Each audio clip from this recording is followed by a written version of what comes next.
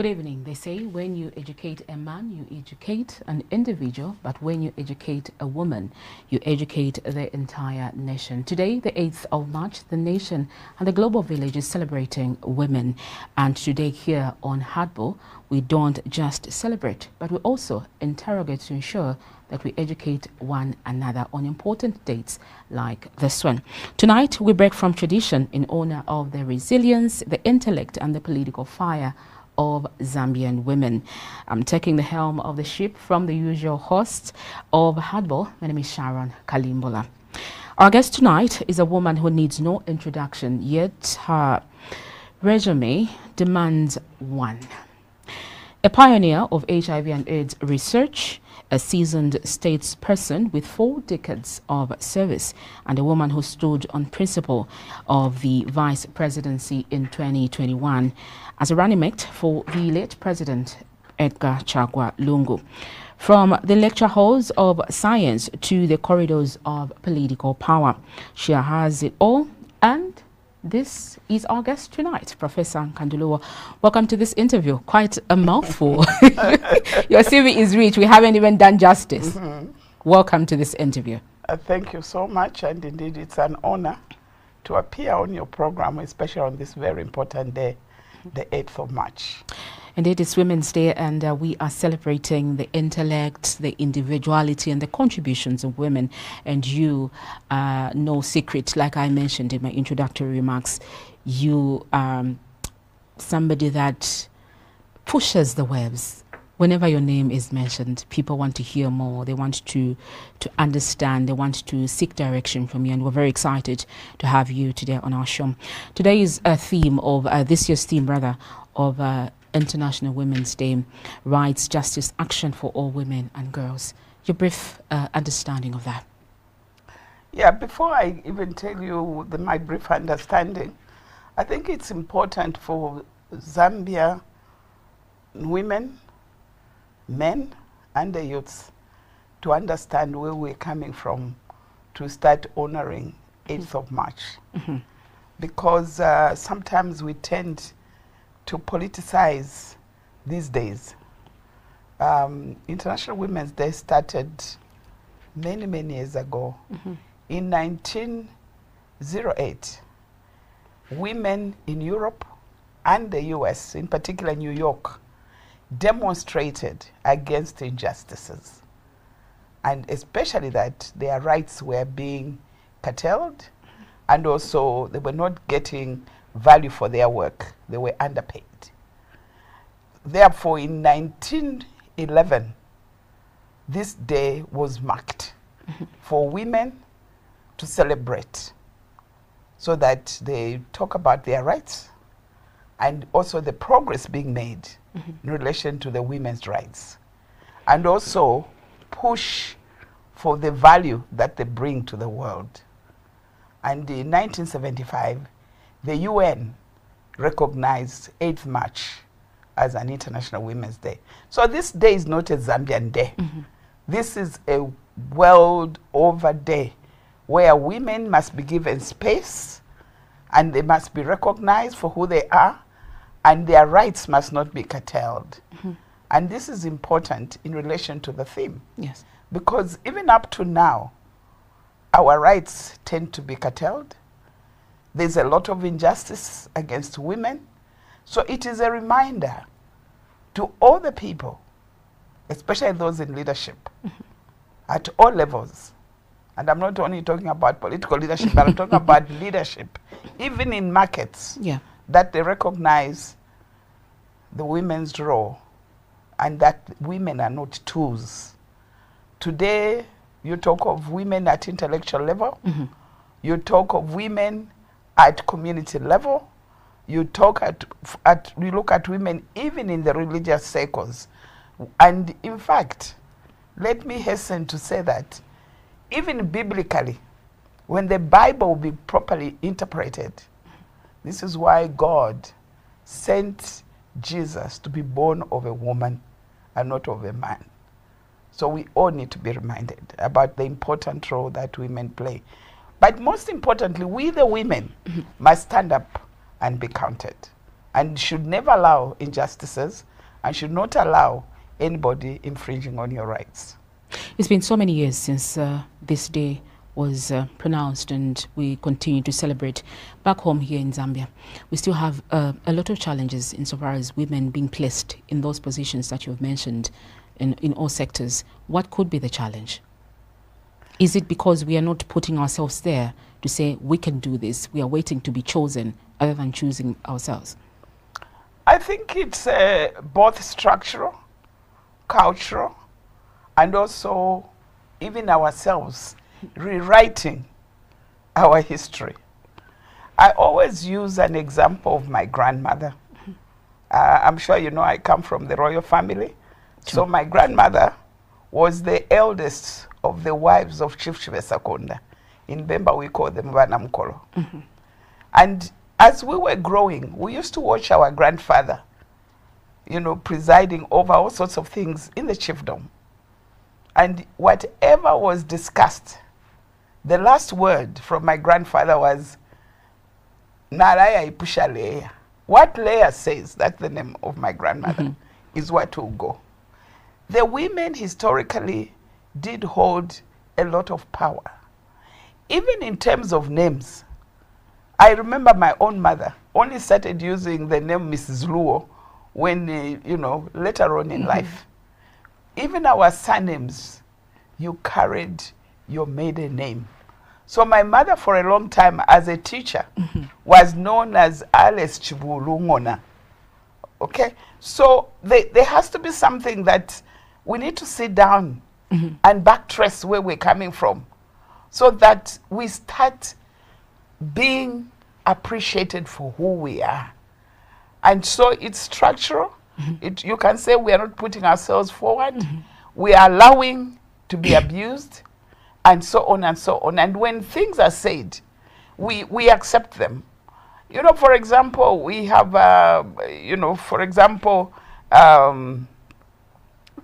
in the political discussions now, you are hearing where they're saying, oh, we want this man to be president and this man to be vice president. Where's the woman in the picture? I said, I'm saying, excuse me? The late President Edgar Lungu made it possible for us women to at least take the second position. And he promoted what we call the zebra concept. If there is a man who is a president, the vice should be a woman. If a woman is a president, the vice should be a man. And it has peaked in all countries in Africa. We saw it in Malawi. We saw it even now. Malawi again has a female vice president. We saw it in Tanzania when the late President Magufuli. Why are we going backwards? So these are things that we as women, immediately this thing starts gaining root, we should immediately call out those people and say, excuse me, this will not be allowed anymore. The women as are intellectually charged and as educated as men, and they are also ready for leadership. Professor, your academic pursuits are not new to us.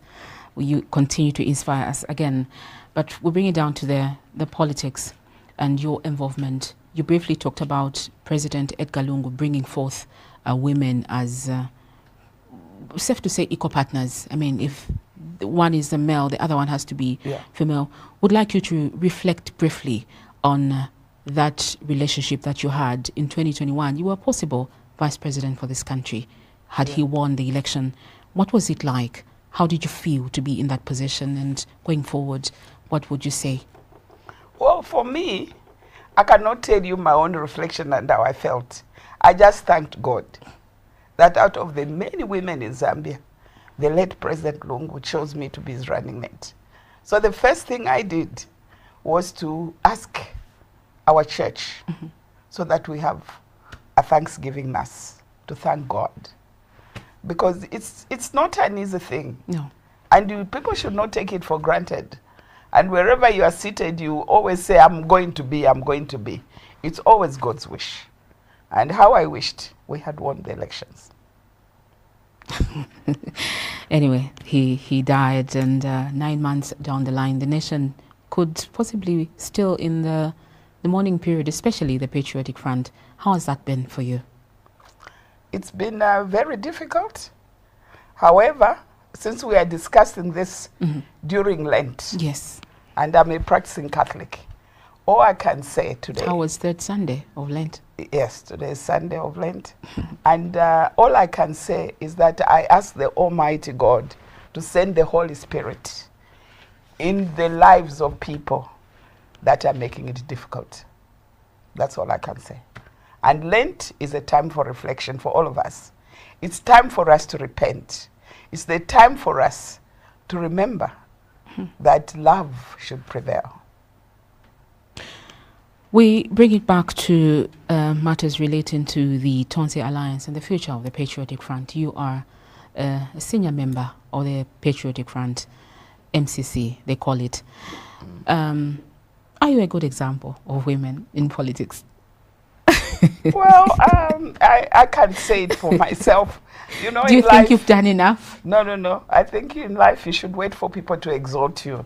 Okay. So maybe when you are doing this interview with somebody else, ask them what they think about me. What they think about you. Yes, because many a time we tend to blow our own trumpet, yet in actual fact, you are not up to it. So I prefer to be exalted than to exalt myself. Let's talk about the Tonse Alliance. And this year is election year. And we've seen the back and forth. And the Patriotic Front is still, for lack of a better term, in a confused state, because there's so many people talking, there's so many factions.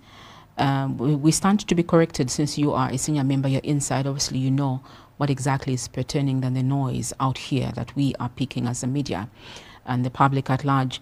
What is the status of Tonse Alliance and the Patriotic Front? Let me put it this way, and put a blame on yourselves. Because whenever I read statements, you read statements like the so-and-so led faction, then so-and-so led faction. And if you bring it down to individuals, then you can have the kind of problem and the narrative that is in our society right now, that there is a lot of confusion. It's because it's been driven that way. But there's only one Patriotic Front, which was formed by President Michael Chilufya Sata, that won elections in 2011. And when he died, President Edgar Lungu was the one who was elected to run the Patriotic Front. And that's what I know. All these other Patriotic Fronts, I don't know them. Because, you know, a party or an organization or association is in the hearts of the people.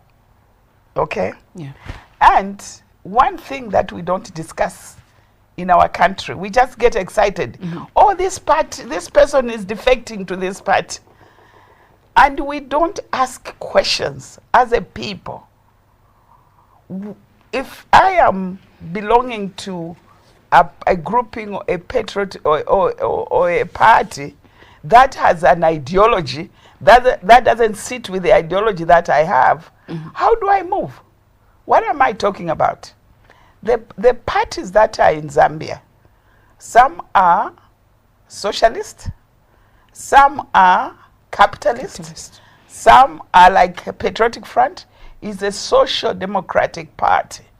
This is why if you follow the Sata politics, he always talked about lower taxes, poor policies, more money in the people's pockets, because of the ideology of the Patriotic Front.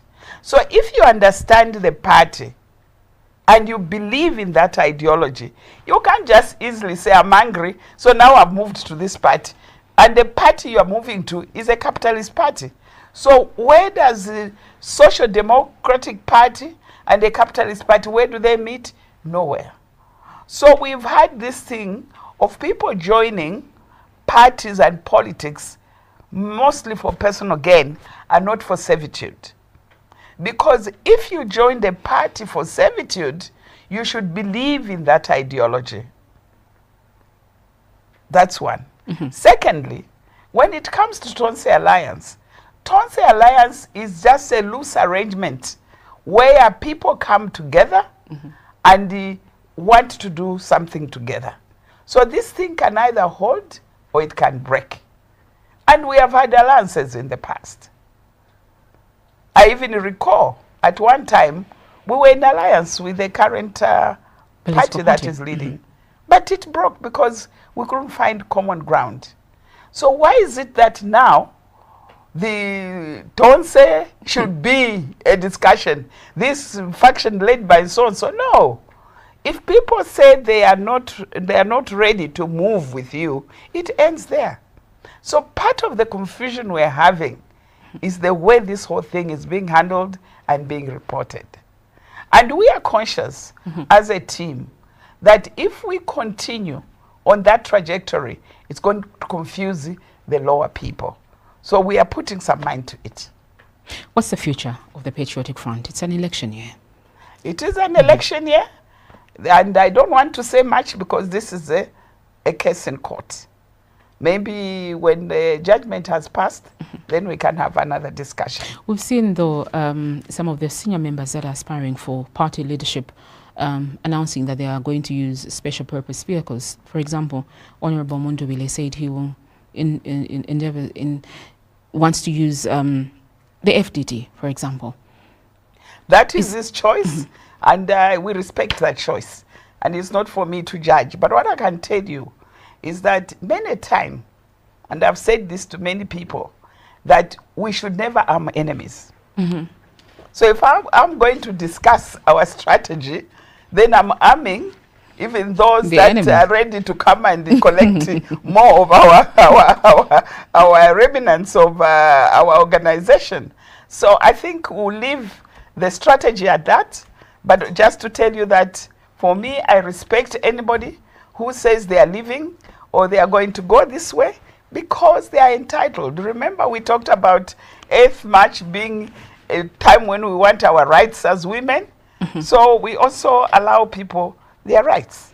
And if that is the direction somebody wants to go, let's respect it. But isn't this weakening the party? We have a few months to the election, and then people, I know that they do have the freedom to belong to wherever they want, but as a political party, don't you have maybe an in-house strategy that will ensure that people don't leave? People come together, people bond and prepare for August 13th. I know it's too loose. You're pushing me. It's too loose. I'm not going to speak. I'm not going to arm our enemies. All I can tell you is that we respect whoever wants to go their direction. But the hope that I would like to give Zambians is that PF is in the heart of many, many Zambians. And we are okay. You're ready? Yes. For August 13th? Yes. Please say it to the cameras. Yes, we are ready. Very excited to hear that, and obviously the nation needs a formidable opposition political party, and if you insist that you have a good strategy and you're ready for the elections, I'm sure the nation is looking forward to see how the Patriotic Front will gel in, because there's a lot that's going on according to the public. Obviously, you've clarified on one or two things. However, we'll move to matters relating to accountability. Professor, in 2019, you stood before the cameras and officially abolished the meal allowances for University of Zambia and the Copperbelt University students. Today, the UPND has brought it back. And what exactly was the rationale behind that? First of all, let me thank you for asking that question. And I would have not been very happy if you had not asked me that question. You know, sometimes when you politicize things, they start looking normal and they start looking true. But give me time to clarify and spend some time on this issue. Please go ahead. At that time, I became Minister of Higher Education. There were only 3 universities that were operational. And these 3 universities were the Copperbelt University, University of Zambia, and Mulungushi University. Of these 3, only the Copperbelt University and Lusaka University of Zambia students were benefiting, and in small numbers. If you sent your child to Mulungushi University, as a parent, you had to pay the full fees, including boarding for your children. And the Patriotic Front started building universities. Remember, we then launched Kapasa Makasa University, Kwame Nkrumah University. Was it the period of Chalimbana as well? Chalimbana University, but also Mukuba University. So that was an extra 4 universities, making it 7. Now, as a mother, you had 2 children, right? This is the analog I would like to use. You had 2 kids, you were buying them chocolates and things, happy, happy. Then you have 7 children. Would it be fair for you to continue just buying chocolates for your 2 sons or daughters, whereas the other 5 are probably eating maheo? So we had to think about how it will be possible for us to support all the universities. That's point number 1. Point number 2, all the trade schools and all the colleges, the students had to fend for themselves. And remember, one of our policy as Patriotic Front was to invest in artisan. Because if you have studied what happens around the world, what saved Zimbabwe when our economy was at their lowest was because they had invested in artisans and technology. So I did 2 things. One of them, nobody talks about it. Why? Because they cannot leverage it. I asked the Minister of Finance to introduce a skills levy. Or in fact, let me talk about 3. To introduce a skills levy so that all the colleges and all the trade schools can benefit from support from government. Nobody talks about that because it cannot be used politically against me. Was it actualized? It is actualized. Perfect. Even now, it's still working. The second thing we did was to introduce a loan scheme so that everybody who has gone through University of Zambia, Copperbelt University, start paying back. And that money is used to support the students. The third thing we did was to open support to all the 7 universities. And nobody talks about that because they cannot benefit from it politically. They picked the meal allowance. The meal allowance, for me, I never used to do things because I want to do them. It was a discussion, 2 things with parents. One was about how students go to, what do they call it, where you have so many students in one room. Boarding house? Not boarding houses, but the squatting. Oh, okay. So I say to parents, this is not healthy. Why don't we introduce bunk beds so that officially we know this room is going to take 4 students.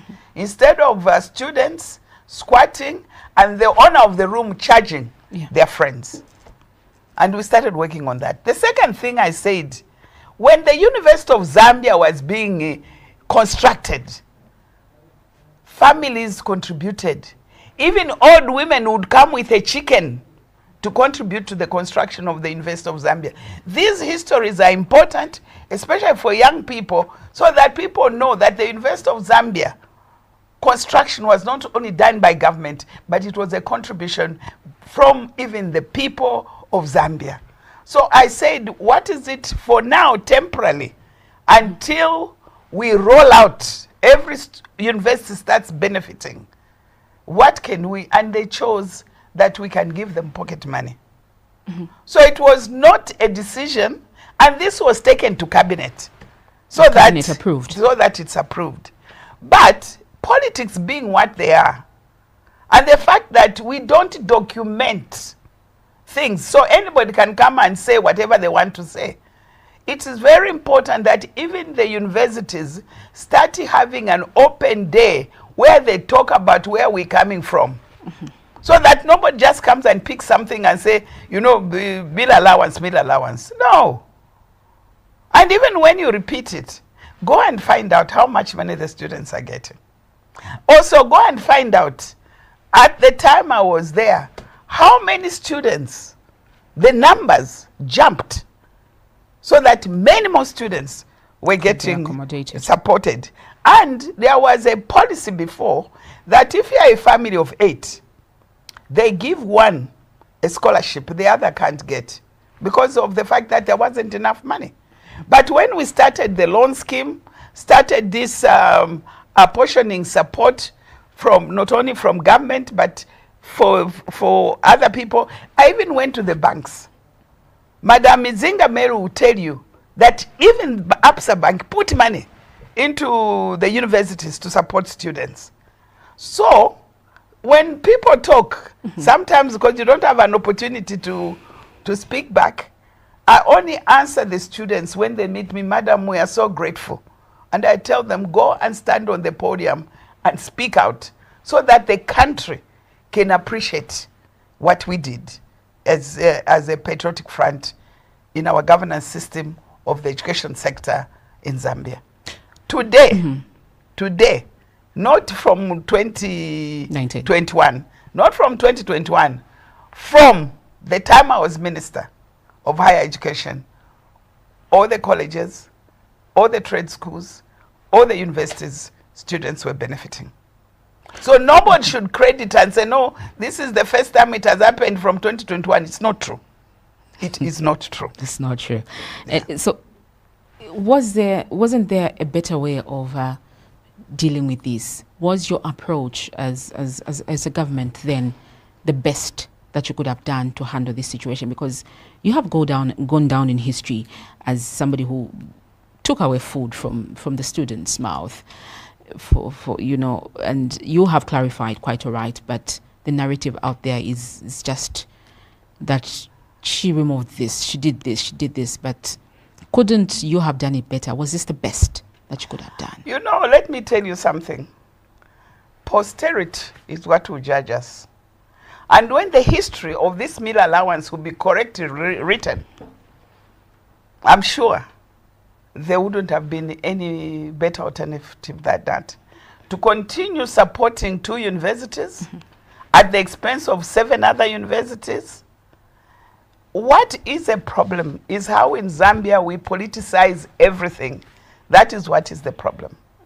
So for me, I believe that even on the day of judgment, when I'll die, I will not be penalized for that. If anything, God will celebrate me for having made it possible for all the universities, all the colleges, and all the trade schools to benefit. And some of the things that I put in place have continued. So why is people not talking about it? Why are they not talking about the fact that now all colleges and trade schools, because of the skills levy, they are benefiting?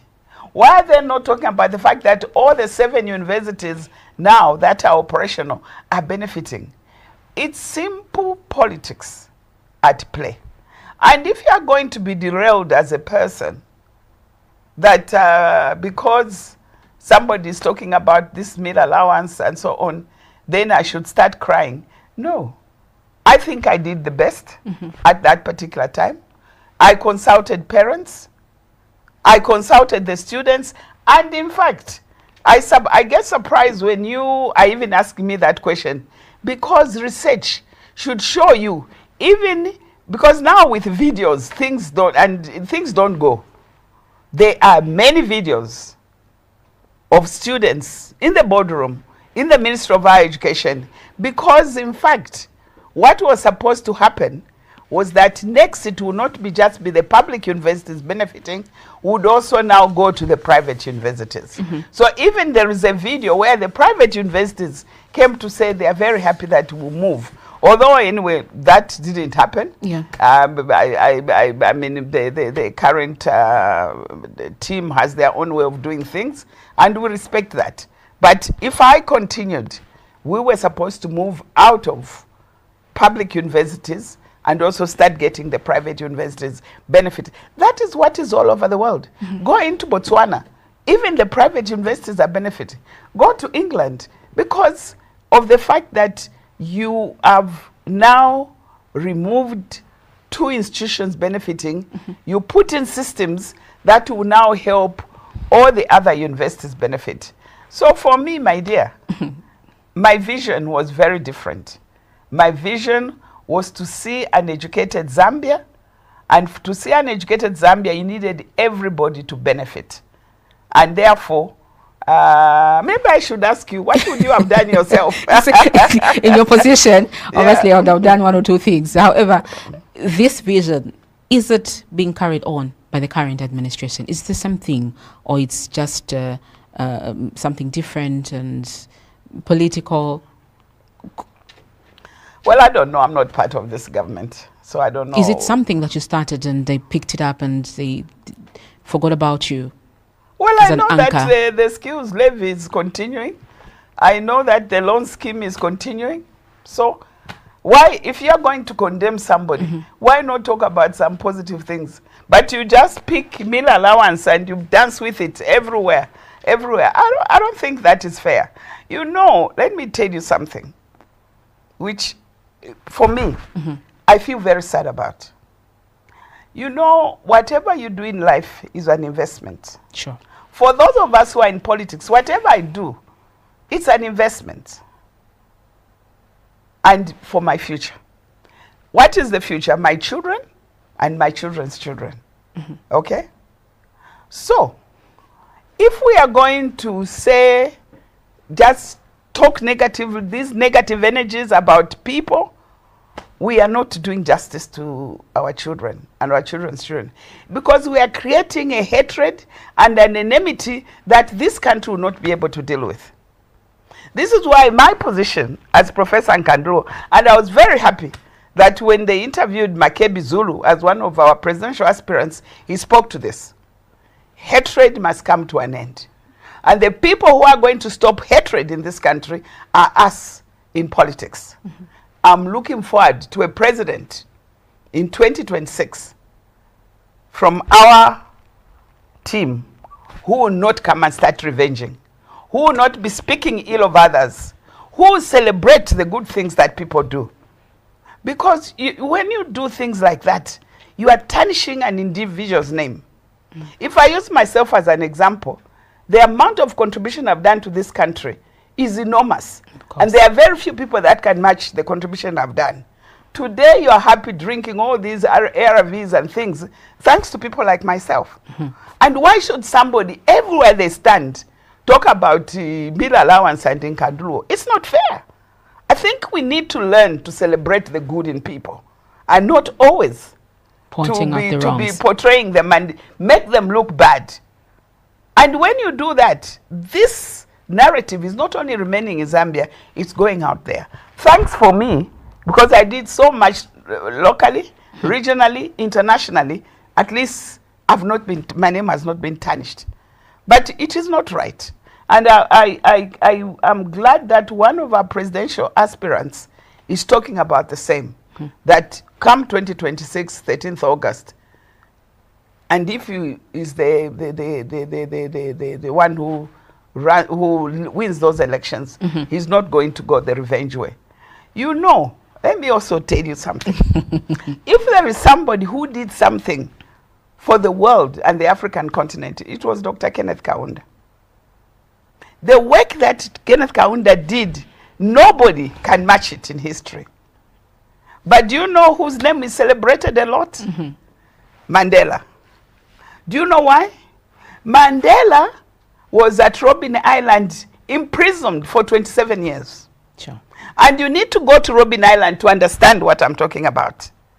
But when Mandela became president, he became the bigger person. And he said, even in all this, the clerk and who mistreated him, let's shake hands. Yeah. That's leadership. And that's what personally I'm looking for. Even the candidate I'm going to support for the 13th August elections in our party, I'm looking for a president like that, who is not coming to revenge, who is going to build a new narrative in Zambia, who is going to build a different society in Zambia, who is going to make sure that our children and our children's children do not continue on this trajectory of hatred and negative energies. Well, in case you're just joining us, you are watching Hardball, the Women's Day edition, and in studio we have Professor Nkandu Luo. Her name needs no introduction, of course.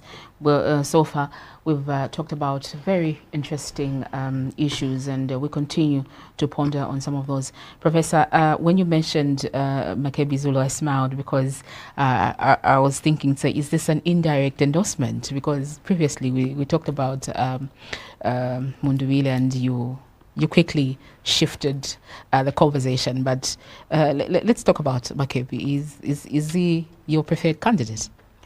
I think you heard me say I listened to his interview.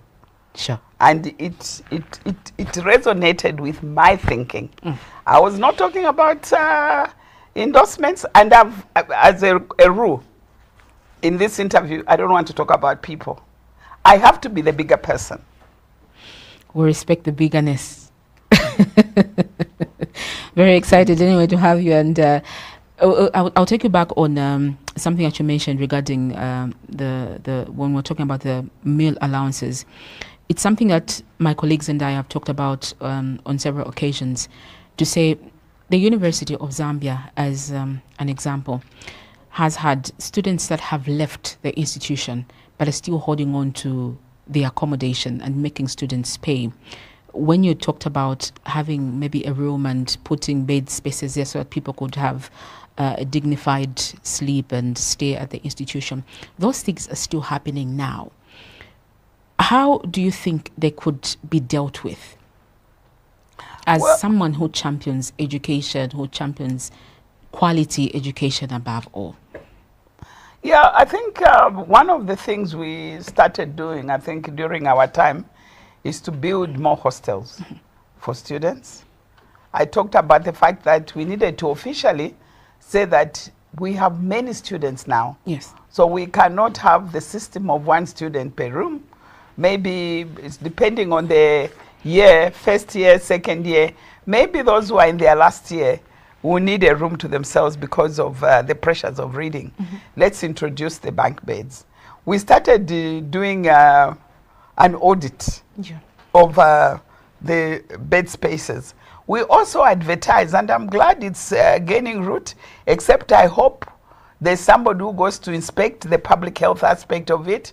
We started advertising those who wanted to turn their properties into students' accommodation, so that apart from students also always relying on government-supported accommodation, there could be an increase in the private sector interest in boarding houses. And I know that a lot of people, especially around the universities, have now gotten into boarding houses. And I think we need to continue building more houses. These universities have a lot of land. And we even said, if there are private sector people who would like to build hostels within the university grounds, we could go into contract with them, then they start building for the students. One of the bone of contention was that the kind of those who were talking about building private rooms within the university campus, the kind of amounts of money they wanted to be charging students were astronomical, and you can't do that. So I think that's why that didn't take off, because a student all over the world is a student. They cannot pay exorbitant prices. But it's my sincere hope that this is another area of interest when we come back into government. Women representation still remains a law in Parliament, even in senior positions of probably even the private sector. There's just so much that is not considered, despite women trying to push the bounds and stuff. When we talk about politics, our National Assembly Parliament still has very few women, and those that we have, most of the times they really take a very, very low profile. And this year, again, I repeat, being an election year, what is it that we need to do to have more women representation in Parliament? Do we need more laws? Do we need proper enforcement of the current laws? Do we need deliberate policies from political parties? Have they abandoned that? What is it that is really failing us as a nation? I told you that some of it is structural. Yes. Especially at party level. And I recall again when I was Minister of Gender, I brought all the political parties, regardless, to talk about this. And also to get their parties to put in place policies that support women. Some of them did, others didn't. Yeah. And I remember the guy that is now at the Electoral Commission, McDonald? Chimpanzee, even got some resources to start talking to women, because he was running an NGO. Yes. To start talking to parties to ensure that these parties start putting in place policies that support participation of women. But I think all those things have been abandoned, especially that now there is no Ministry of Gender. So who is going to push it?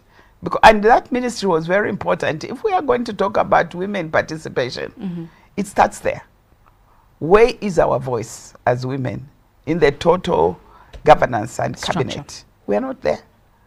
The second thing is that the NGOCC, throughout the year, through the women's lobby, need to be mobilizing women, because there are women that want to put themselves there, but they're scared. I am scared, for example. Yeah, they're scared. So you need to interact with women like us. You were asking me about how I feel about the meal allowance. You have to have a thick skin. And if you know you did the right thing, you must stand by it and say, I did the right thing. So women need to interact more with us, so that we discuss even some of the skills that you need to have.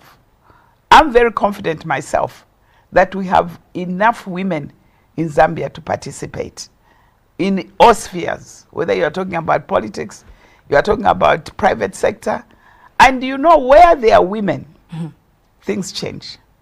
Let's look at the banking sector, where we have female CEOs. Female CEOs. Yeah?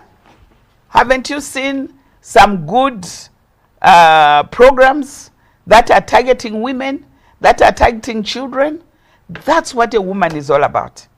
A woman always thinks about their children. A woman always thinks about the other person. Even in a home, even if you don't have enough money, when you budget that money to make sure that everybody eats. The men, if they have a bit of money, where's the pub? Drink it out.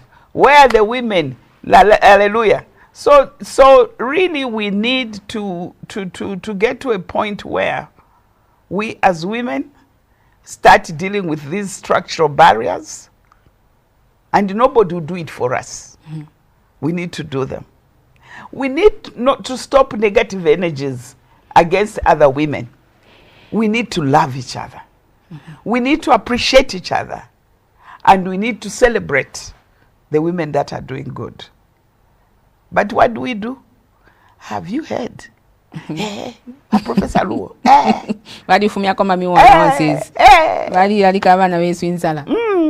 It's been a long-standing narrative. So for me, I think that we are getting there. It was not as good as it is now. I remember reading some of the narrations of Mama Kankasa, who and her team broke the barrier and started this women's emancipation. To get even a piece of land, you needed your husband to tag along, to have a bank account, and so on. So if we continue on with this momentum, we'll get there. I know you really don't want to mention names, but this is a leader for the country, and your leader as well, President Hakainde Hichilema. What do you make of his interest in uplifting women, or his administration's policies relating to women? I don't know them. I don't know them. Or you don't have interest? No, I don't know them. I haven't seen them. Does that mean there's nothing? Because if they were there, all of us would know them. And even when you look at the cabinet, in the previous cabinet that I served, 1/3 were women. So some of these questions you don't even need to ask them. And that's why I don't want to talk about anybody. I want to give hope to the Zambian people. What will Zambia look like tomorrow? When you talk agriculture, yeah, what do we want to do see in agriculture? If you talk education, what do we want to see in education? If you talk health, how do we want to see in health? And I'm quite happy to come here many times and discuss those particular themes. What are my views about the future of education in Zambia? Because we need to give people hope. For those of us who spend time in compounds, yeah, because I mean, people talk about my academic credentials and my political line. Yes. Me, I'm a community worker. I work with Tacinta women. I was coming to that. I work with orphaned children and so on. So there's a lot I see at that level. Although I'm professor here, but I get down from there to the ordinary person, yeah, and help them. So the onus is on us as leaders of this country. And I mean in every sphere. I don't want us to be thinking leaders are only the politicians. In fact, probably they are not the leaders. The leaders are out there making a difference for the people. So when we see what is going on there, we need to give hope. In terms of energy, do we want to go back to load shedding again? No. And yet there were initiatives, including sophisticated alternative to energy like nuclear. And we sent students to Russia to go and study nuclear science, so that when they come back, they will contribute to agriculture, because you need nuclear science to improve agriculture.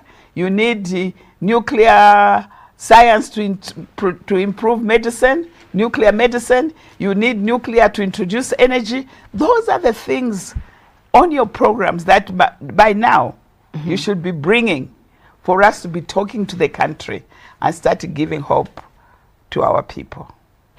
Well, some of these questions were not part of the script, though. Some of your members, as the Patriotic Front, are serving their sentences.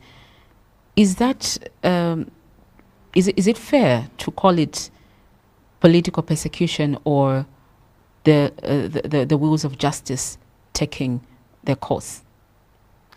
You know, some of the questions you're asking me, even a child doing analysis, it should come from you. That's the idea. No, some of these things are so clear that you don't even need to discuss them. Even a very young person, because they ask us these questions, this person, what did they do? So, as I told you earlier, that it's sometimes not good to be talking about things that are in court, yeah, because they now be cited for contempt and contempt. Things. So you don't want to be taken to parliament on certain things, to the courts. And to also go behind parliament to be apologizing and so on.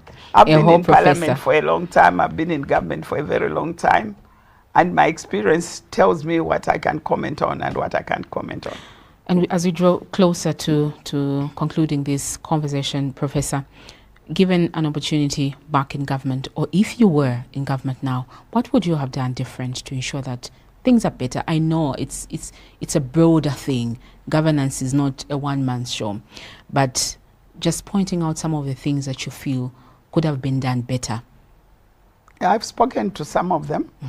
I talked about how we should never go back to load shedding. And I did mention some of the science that we need to push as a country to make sure that our energy sector flourishes. You can't continue as a country all the time depending on electoral power. Yeah. Now there's a lot of technology, solar, wind, nuclear, that we can do. So since we started the program. The PF started the program? Yes. It hasn't been pronounced. We're only hearing it now. Really? Because what we know is that the UPND administration is the one that's championing the agenda for solar plants across the country. Really? Yes. Which country do you live in? No, I do live here, but you know, you might have done it, but maybe it's not highly pronounced. Like you said, people like to politicize. So maybe it's one of the good things that you have done that people don't want to talk about because it's going to bring glory and to the that PF. is what is wrong. You know, when you take over a government, you are supposed to build on what the others did, because government is a continuous thing. It's seamless. Yeah. It should not say because Nkandu Luo was here, stop. No. When you get into even in a ministry, in fact, if we were a good people, when you get into the office, you need a proper handover from the person who was there. And if you are stuck, you should be able to pick up the phone. We are not enemies. I should be able to pick up the phone and say, my dear. So that's one thing I would think we need to do differently. Where getting into government, those who have lost are not your enemies. They are still part of the Zambian community, and you should be able to consult and say, here I'm stuck, how do I move? Then there will be continuity. And the other important thing that I would like to say, which we would like to do differently, is to stop this enmity. You know, we should look at politics like a football game. Yeah. You know what footballers do? If you lose, you go back to train and start retraining, so that when you come back, you do better. So the same should happen. And those that won, they start enjoying the glory of what they won. But here in this country, when 2021 we lost, we are enemies. No, it shouldn't be like that. And we are building very difficulties for our children and our children's children. And again, as I said, the time allocated for this interview is just 1 hour. It's too short. But if you want me to discuss particular issues, I happen to have Minister of Fisheries and Livestock, I was Minister of Gender, I was Minister of Education, Minister of Local Government. You can, another time we can talk about that. But I think we have a lot to change as a country, both in terms of our own attitudes, as well as our structures, as well as our negative energies, so that we transpose it to positive energies. We start celebrating those that can help us build a future and a bright future for this country. Professor, I want you to spend 2 minutes or even less just to talk about this diversification of energy. It's a matter of particular interest for the nation. And like I mentioned, there's not much that has been talked about in terms of you starting certain initiatives. Of course, it might be there, but coming from you as somebody who served at that level, I think it would make a lot of sense for the viewers out there. Yeah. So one of the things that I would like to talk about was the fact that under the Ministry of, during my time, which was called Higher Education, we started an initiative in partnership with the Russian government to venture into nuclear energy. Because most of the countries where you go in Europe, in America, wherever, you see the whole place lit. What they're using is nuclear energy. Okay. And first things first, they said we needed to organize students to train. And the Russian government offered us 15 scholarships every year to send students to Russia to train in nuclear science.